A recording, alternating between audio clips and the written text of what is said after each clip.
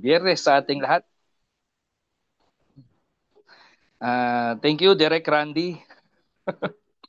Pwede ba palakpakan naman natin si Coach Randy Regonya? Ayun. Galing, no? Very inspiring, no po. Ah, ah, Kumusta po kayo, mga kapwa ko Pilipino, mga kababayan? Kumusta po kayo? Hangad po namin ang kaligtasan ng bawat isa. Ano po, anumang sitwasyon na meron po tayo ngayon, na hindi maganda o masungit na panahon, pero pwede ba mas unahin natin palakpakan si Lord? Safe tayo. Thank you, Lord. Salamat sa Panginoon na po. Thank you, thank you. Ayan, sa mga bumubuo ng DMW, maraming maraming salamat po sa lahat. Sa first time po ako marinig, ako po si Chris Tolentino, Laking Maynila, pero ngayon po nandito ako sa Maribeles, Bataan. Ayan. Meron po ba ritong tulad ko, Laking Maynila rin? Meron po ba? Pakitype nga, Mi. Oo, oo. Dalawang klase daw tao sa Maynila eh. Isang manloloko tsaka isang nagpapaloko. Pakitype nga, alin po kayo doon? Hindi, biro lang. Biro. Ako po yung loko-loko doon dati. Graduate ako ng Arroyo, tapos working student ho ako. Ah, Service crew din ako before at the age of 16 years old. Tapos working student, graduate po ako ng AMA, yung 2 taong kurso lang. Jollibee Alabang ako nagtatrabaho, naloko. Sa umaga, alas 5 ng umaga, nasa store na ako. Tapos po sa likod nun may AMA. Nag-enroll ako, nung natanggap ako sa trabaho, nag-enroll agad ako sa likod kasi kita ko may AMA school, gusto ko mag-aral. Kasi mga kuya ko hindi talaga nakapag-college, eh. High school lang, tapos trabaho na. Kasi marami ho kami magkakapatid, hindi naman kaya ng aming mga magulang. Ang nanay ko po kasi nagtitinda lang ng tinuhog na mangga tsaka singkamas na nilalagyan ng bagoong. Sino nakakain nun nung bata ka? Oo, sa labas ng eskwelahan kasi malapit kami nakatira sa Buli Elementary School. Oo, sa ano po yan eh, pinagitnaan ng Sukat Alabang. So malapit kami ron, yun ang mga paninda namin eh, yung mga street food. Oo, no? So hindi rin kaya ng magulang ko. Kaya ang ginawa ko po noon, sabi ko sa mga utol ko, tol, gusto ko mag-aral eh. Gusto ko makatapos, 'di ba? Gusto ko may makatapos sa atin. Kasi gusto ko mag-abroad. 'Di ba ang hirap tanggapin sa abroad pag high school graduate lang nung panahon na 'yon. No po. Kaya trabaho alas 5, out ako sa store ng alas 12 as service crew, 16 years old. Tapos pasok ako sa AMA alauna hanggang alas 6, alas 7 ng gabi. Yun po. Kaya po aircon sa AMA, tulog po ako lagi. Na po, doon ko napatunayan, hindi pala kailangan laging matalino para lang graduate. Oh. Pasok lang po ako ng pasok. Kahit po pagod, basta lagi lang akong present. Masipag lang akong pumasok. Pero hindi po ako hindi po ako matalino. Matalinaw lang ho ako, malaki kasi yung mata ko, yun dahil ang dami ko nakikitang sagot. Lagi po akong pasado. Oh. No, so wala akong time mag-review, wala akong time mag-aral kasi trabaho. Ah, So, gano'n lang. Gano'n umikot yung buhay ng isang Chris for how many years. Tapos po, pagka-graduate ko, hirap na hirap po ako makapag-apply ng trabaho. Oo, no? O, bakit ko ba kinukwento sa inyo ngayon to? Kasi, wala lang po. Para maawa ho kayo sa akin.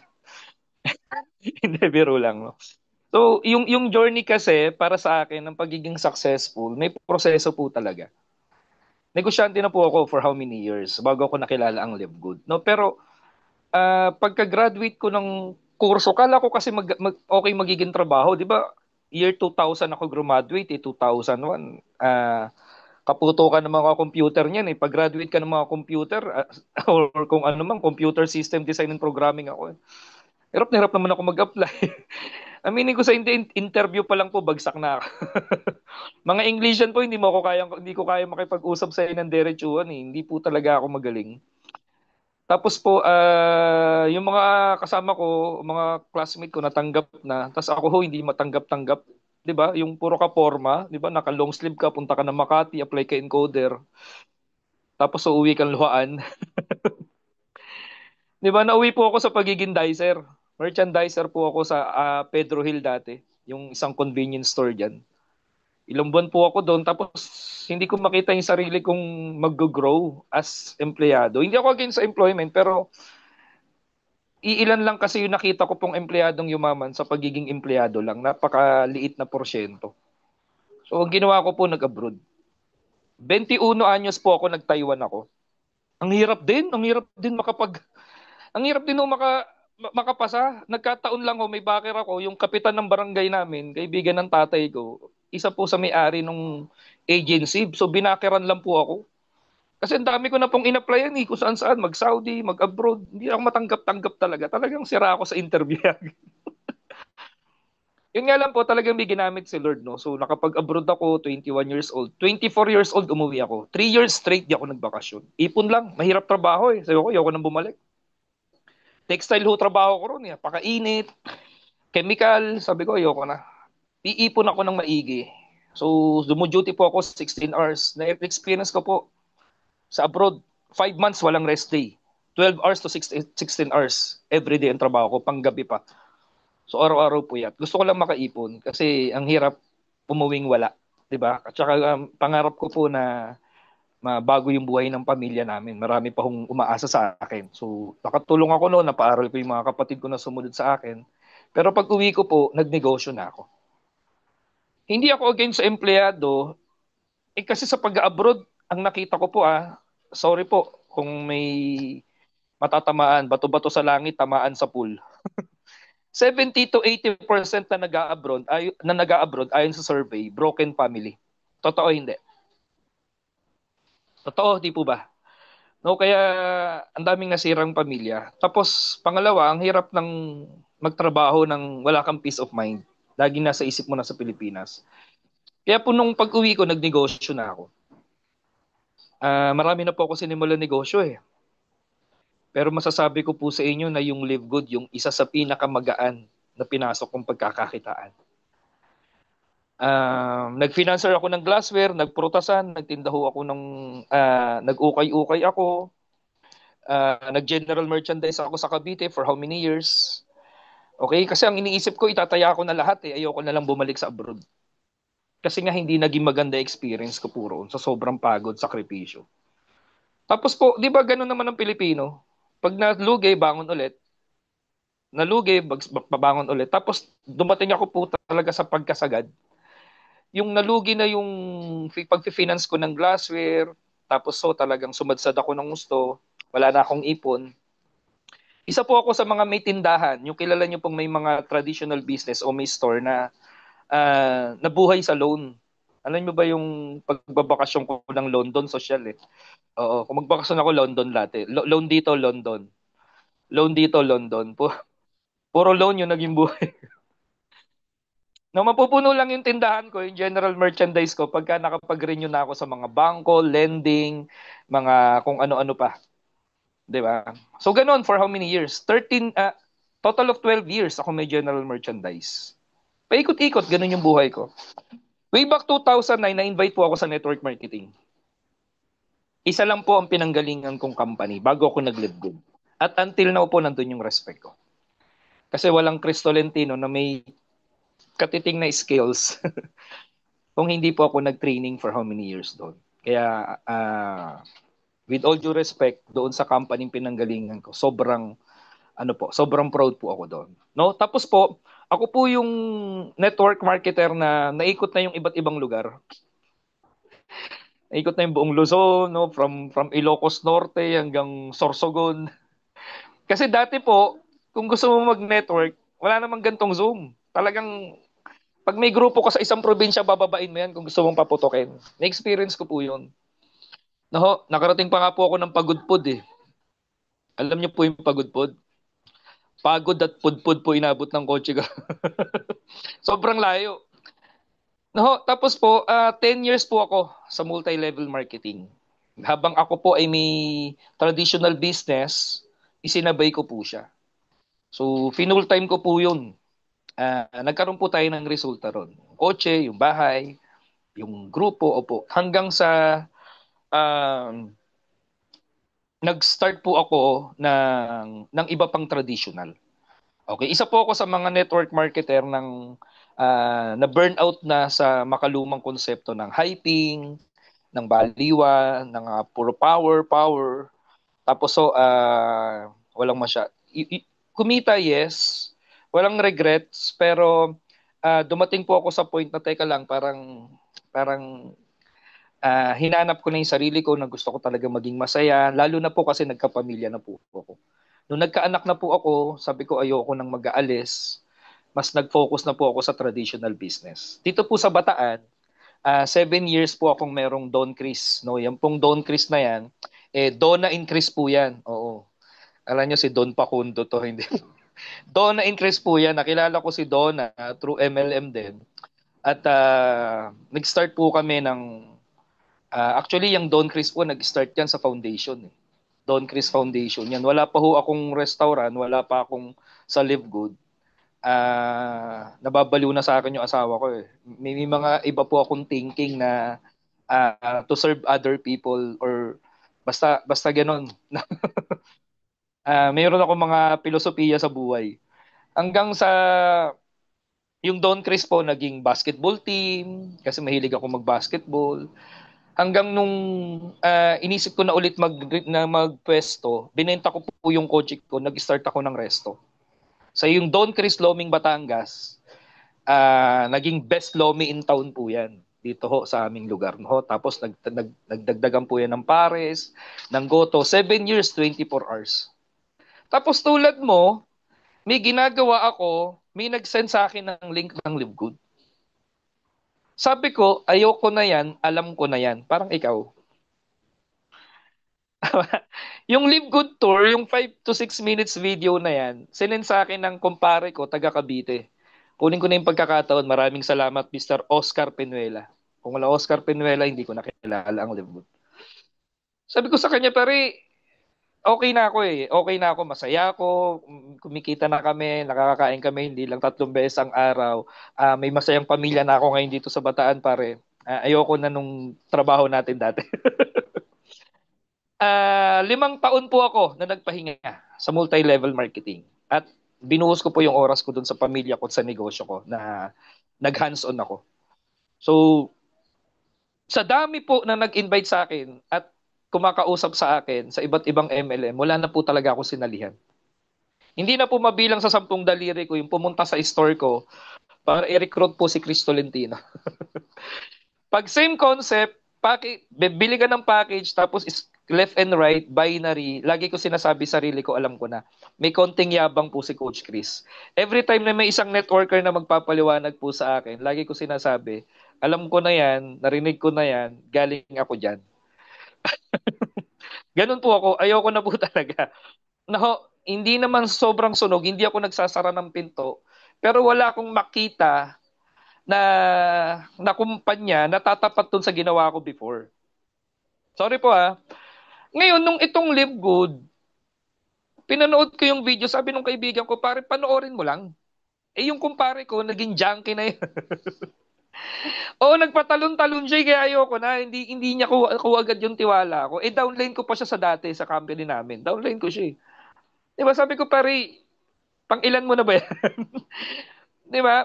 Para iba to, sabi niya sa akin, iba talaga, may concept. Sige, na-curious ako, puyat pa ako, pinanood ko. Sabi ko, after 5 minutes, tinawagan ko siya. Sabi ko, pare, okay, totoo ba to? Legit ba to? May subscription ba talaga na networking? Kasi pag legit to, pare, sobrang ganda nito. Pero, gano'n ka na ba katagal dito? Gano'n ko yung kaibigan ko. Sabi niya kasi simula ko lang last week. Dami kong tanong, wala siyang kilalang upline. Yung upline niya, nakuha lang siya sa Facebook ads. O isipin niyo yung Chris Tolentino, yung Oscar Penuelo, from Facebook ads. Ang upline po namin, taga Leyte, mga seaman. Hindi po namin kilala. Tapos sabi ko, pare, bigyan mo ako na makakausap sang katerba, tanong ko eh. Kasi na-interest ako eh. Kakaiba yung concept. Hindi rin namin makausap. Sabi ko, pare, magre-research ako, balikan kita.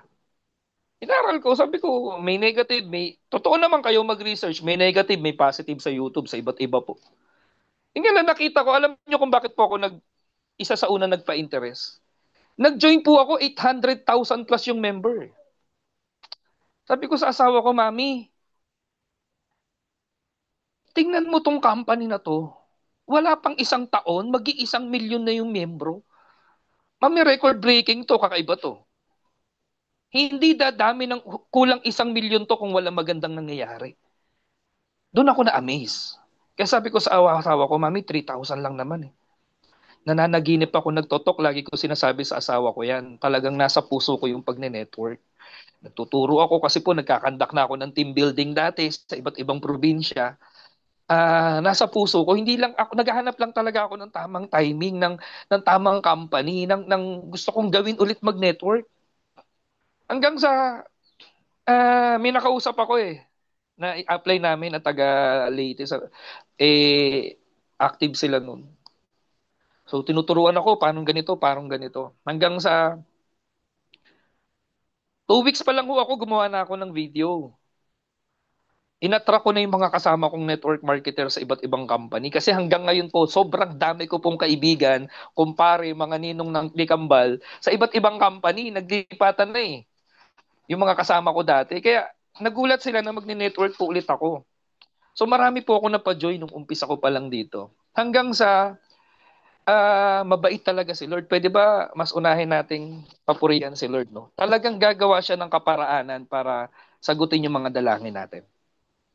Alam nyo po, nung na-invite kami sa Live Good, yun yung din po yung panahon na kinausap na kami ng may-ari ng pwesto namin. 7 years, yung Don Chris Resto, sabi sa amin ng may-ari, gagamitin na nila. Okay? So kailangan namin lumipat ng panibagong location. So inupahan ko lang kasi siya eh. So magpo-for good na yung kaibigan namin from Dubai, gagamitin na yung location. So sabi ko sa asawa ko, teka lang, parang hindi mo maalis sa akin bilang tatay na mag-worry. Nag-aaral yung mga anak ko eh. Teka, anong gagawin ko? Hindi naman kaya ng Live Good agad pag-aralin yung mga anak ko, yung gastusin namin. Nasa apartment po ako nakatira. Wala akong sariling bahay dito sa Bataan. Anong gagawin ko? No? So 5 months part-time ko lang ginagawa sa Live Good, kumikita pero hindi naman agad ganong kalaki. Tama po ba? Hanggang sa December, nagsara yung store.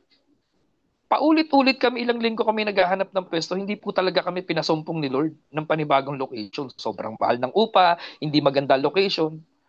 So nagpray ako na nagpray sa Lord. Sabi ko, Lord, kung talagang Live Good yung pinakita mo sa akin na oportunidad, pasumpungan mo ako ng mga tao. No po, dumating po si Mari Esquilio, Jay Tumbocon, Gemma Padayaw, na nagpalaki po ng network ko for the unang taon ko kay Live Good. Kaya maraming salamat sa mga taong to. No, hanggang sa nagdesisyon po ako. Isang tough decision yung ginawa ko. Sabi ko sa asawa ko, Mami, bigyan mo ako ng 6 months. January, full time ko po sa Live Good. Lakasan loob. Di ba? Kasi mahirap ka na nga, mahina pa loob mo na matira sa'yo. So sinimulan ko po yung Don Chris Academy. Sabi ko sa asawa ko, since may oras ako ngayon, maghahanap ako ng mga willing matuto, makinig. Ako mismo mag-aaral, nag-enroll po ako sa iba't ibang courses din. Kailangan ko matuto ng digital era, hindi ko siya alam eh. Wala namang ganito before. Hanggang sa nakabuo ako ng system, sinimulan namin ng DMPA at doon po nakapag-keep ng maraming tao. Kaya maraming salamat sa Lord sa wisdom, sa knowledge. At sa isang taon ko pong final time po ito, masasabi ko po na pinaaga ni Live Good ang retirement ng isang Kristolentino. Yung dating walang-wala, ngayon po pinagpapala. Yung dati pong nag-iisa lang na sumubok, ngayon po gano'n nakarami. Kaya isa po itong, para sa akin, ang Live Good po ay baguhan ng buhay. Hindi to basta kitaan lang. Kung nakita mo talaga yung lalim nito, na nakikinig ka sa akin ngayon, yung vision ng kumpanya, at yung pwedeng marating nito na mas malayo pa, hindi mo talaga aagwatan or palalagpasin yung oportunidad na to. Kaya sa mga bago po nakikinig sa amin, ang Live Good po, sana ang nakita nyo pag-asa din. Na yung nakita ng isang Kristolentino, nung pinakita sa akin tong Live Good, naniwala ako sa sarili ko na ito yung answered prayer ko. At ngayon po, doing this business, kasama ko pamilya ko, may oras ako sa kanila na dati hindi ko po nagagawa. Hindi ko po mahatid sundo ang anak ko dahil 24 oras ang tindahan ko. Hindi ko sila maipagluto ng baon nila. Wala akong oras ka kanila. Sa kami pong mag-asawa, nagsasalubong na lang sa kalye. Kasi hindi ko pwedeng iwanan yung kaha. Siya naman ang papalit. Talagang ganun po katindi yung oras namin before. No? So yung sobrang stress ko dati, yung sobrang pagod, ang payat ko po noon, ang eyebag ko po noon hanggang pisngi na. Hindi po biro ang traditional, hindi ako against yan. Ang sa akin lang, walang masamang magdagdag ng kita. Kasi sa panahon ngayon, maniwala po kayo sa hindi. Pag hindi mo natutunang kumita ng pera habang natutulog ka, habang buhay ka pong magtatrabaho para sa pera. Tanungin mo yung sarili mo ngayon, yung bang ginagawa ko may leverage? Alam niyo po ba yung leverage? Pagpaparami ng oras at sarili mo sa ibang tao. Kung empleyado ka, dagdagan kita ng 10 taon, mag-isa ka pa rin yan. Tama? Kung nag-a-abroad ka, pag tumigil ka at nagkasakit ka, tapos ang kita mo. Tulad ko, may maliit kang negosyante kayo, may maliit kang store, sarado mo tindahan mo, lalo ngayong bagyuhan, wala ka pa rin kita. Nakadepende yung income mo sa effort mo everyday. Pero subukan mong aralin yung ganitong klase ng negosyo, pwedeng mangyari na kahit natutulog ka, nagbabakasyon ka, nagre-relax ka, pwede kang kumita. That's the law of leverage na pwede mong gamitin dito kay Live Good. Once na makapagpalaki ka ng organization. Maniwala ka sa hindi, pag lumaki organization mo, para kang pensionado ng dolyar kay Live Good. Sino gusto rito nun? Yung month after month after month, para kang ina-armalate ng dollar. Pakitype nga, me. Gusto mo ba yun? Yung kahit tulog ka, binabaril ka ng dolyares. Yun yung pwedeng mangyari. Kaya sa mga nandirito po ngayon, to all dream makers worldwide, sa lahat po na nakikinig sa amin, Live Good ay isang napakaganda na oportunidad para sa ating mga Pilipino. Napakaliit ng puhunan. Tanggalin mo na yung takot at duda mo. Kung ikaw naka-attend na, nakasali na sa ibang MLM before, ibahin mo na po ang Live Good. Dahil si Live Good po is the next Amazon of social media marketing. Maraming salamat po sa inyong lahat. Sa Diyos po ang papuri. Glory to God. Back to you, Coach Tibbs.